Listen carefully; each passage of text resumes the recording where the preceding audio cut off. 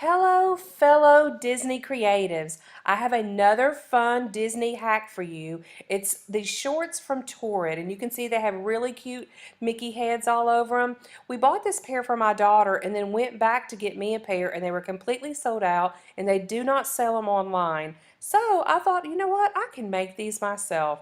So we got the hole punch and the freezer paper and the paint, and I already had jeans. Here's the supplies as I mentioned, and the only other thing you need is a paintbrush and an iron if you want to heat set it with an iron, but you can always heat set it in the dryer if you like. And you can use regular paint as well, because I'm an artist and I get paint on clothes all the time and it doesn't come off, but I thought that fabric paint might be softer, so I thought I'd give it a try. And a tip with the freezer paper, fold it over and do two at a time. I was trying to do it single wise and it just kept getting caught up in the hole punch. So you might even be able to do it 3 times. I bet you could.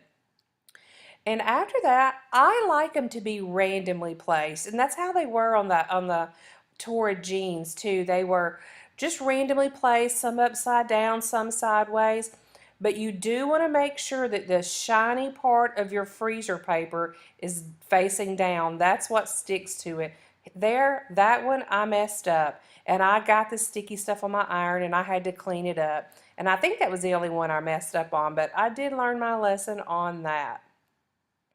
Now, my fabric paint says to shake it up for 2 minutes, and I did shake it up a bunch before you even saw it. So I have 2 tips that I think are life-saving tips when you do this.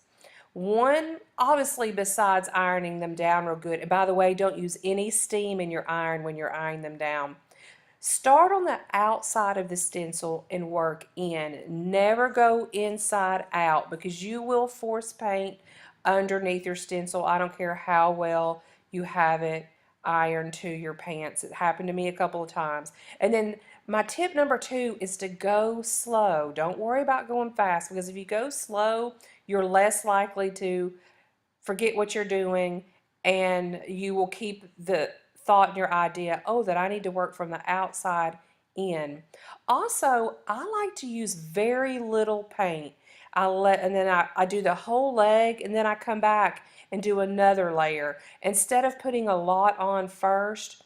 Also, because if you put a lot on first, you're also more likely to let it go underneath the stencil where you don't want it to be. So do a little, let it dry a little bit, and then come back and do another layer.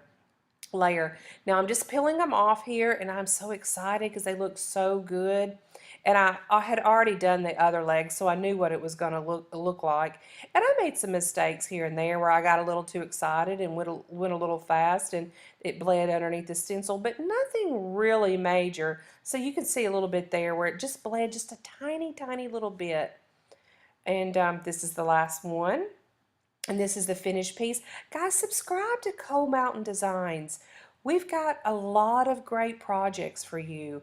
We have Mickey Mouse unicorn headbands, and we've got Mickey Mouse countdown calendars. Quickly here, I am ironing it, and make sure you do not use steam. Also let the paint dry, obviously. This is the finished piece, and I mentioned before that you can put this in the dryer, and instead of using an iron, you can use a high heat in the dryer. But thank you for watching this video. Subscribe, like, comment, share, but most of all, have a magical day.